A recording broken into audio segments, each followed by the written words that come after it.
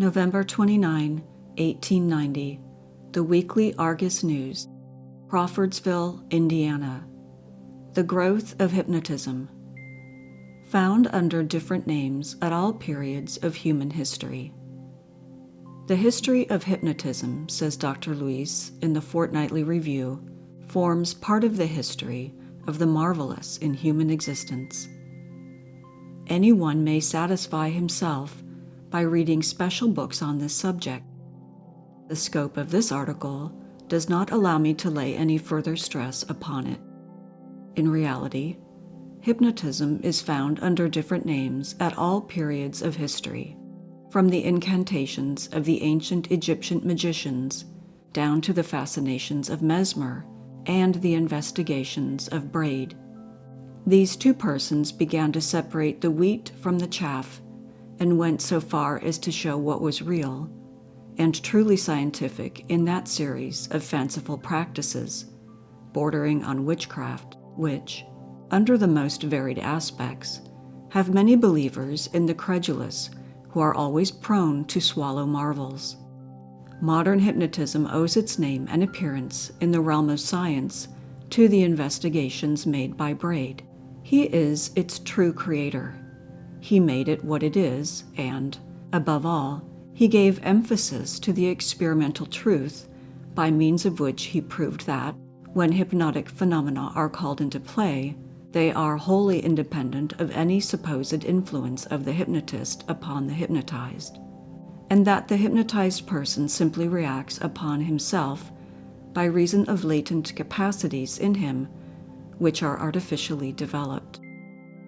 Braid demonstrated that in this series of remarkable phenomena hypnotism, acting upon a human subject as upon a fellow field, merely set in motion a string of silent faculties which only needed its assistance to reach their development. Here we obviously have a new idea, and a phenomena of the first importance, which constitutes one of the most interesting axioms of the question. In this field of new research, Braid had further opportunity of evincing his clear-sightedness in many other particulars, and it may be said of him, the outset he foresaw the different stages of hypnotism just as they have been since defined in France.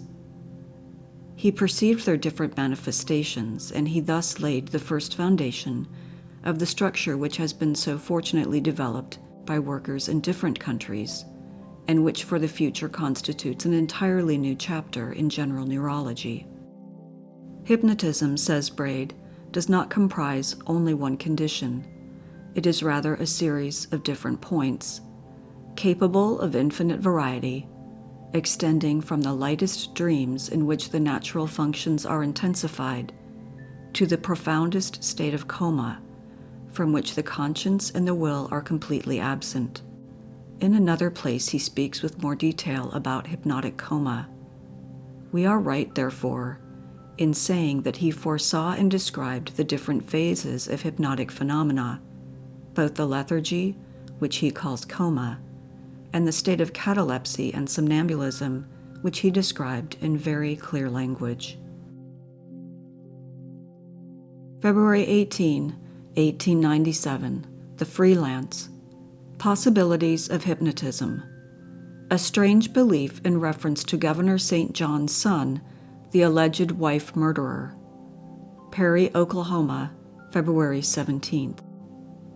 It is stated that Harry P. St. John, son of ex-Governor John P. St. John of Kansas, and who is reported to have died at Oklahoma City 3 months ago, was seen at Springfield, Illinois, 2 days ago and recognized. The man who says he saw Mr. St. John had known him intimately from childhood.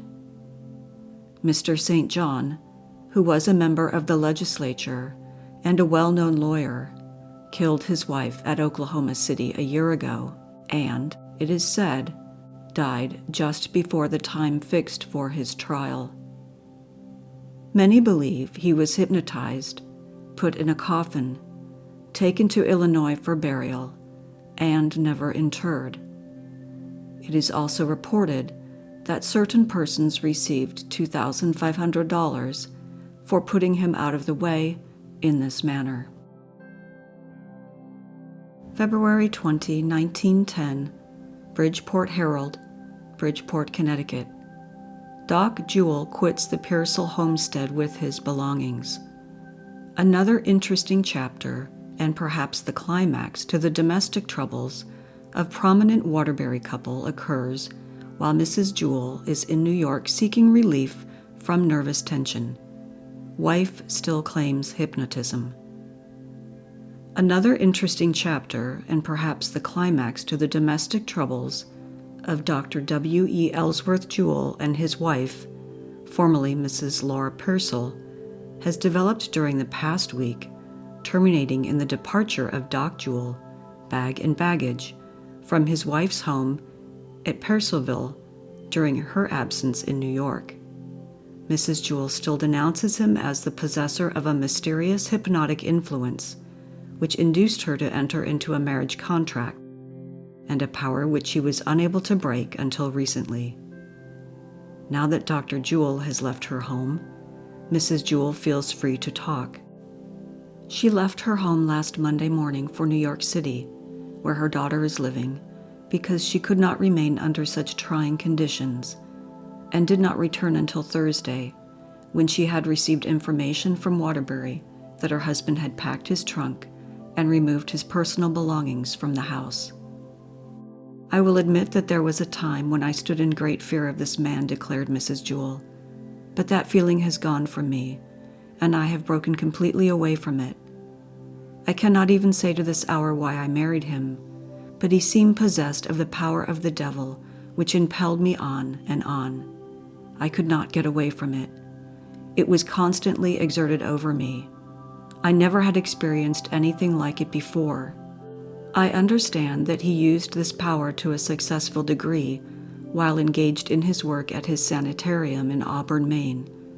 I know that he is a hypnotist, for he uses his eyes so strangely. I have often seen him standing in front of a mirror. He has informed me more than once that he was not a man's man, but a lady's man. Perhaps he is, for he is attractive. I cannot say that I have been happy with him, and do not recall any period since we were married last October when I could truthfully say that I was happy. He wanted me to let him have one of my diamond rings, said would look better on his necktie, but I did not adopt the suggestion. He was continually seeking to have me turn over various property interests to him, and declared that a man could not do business nowadays unless he owned property. He wanted to sell off the tract known as Forest Park by cutting it up into building lots, but did not get my authority to do so. My friends and relatives predicted that my marriage with him would terminate unhappily, but I did not listen to them. I have only myself to blame, and am glad now that the ordeal is over. Why, when he left, bag and baggage, he took his nameplate off the front door. He left nothing. I am quite pleased to think that he did take the nameplate off the door, for it saved me the trouble of doing so. Mrs. Jewell has not decided whether she will sue for a divorce or not. She considers her husband a very bright man mentally, and declares that he considers his scientific studies and researches have served to elevate him far above the average practitioner. Mr. Jewell has gone to Waterville to live with his brother, a contractor. July 31st, 1912. The Gazette-Times, Pittsburgh, Pennsylvania. Svengali up to date. Itinerant hypnotist tries to convince girls that they have been paid. Persons who passed Fifth Avenue and Smithfield Street early last night saw a disheveled man standing on the corner, making passes at two girls who stood before him. The girls were trying to convince him of something against his will. It later developed that the man was trying to do the same thing with the girls.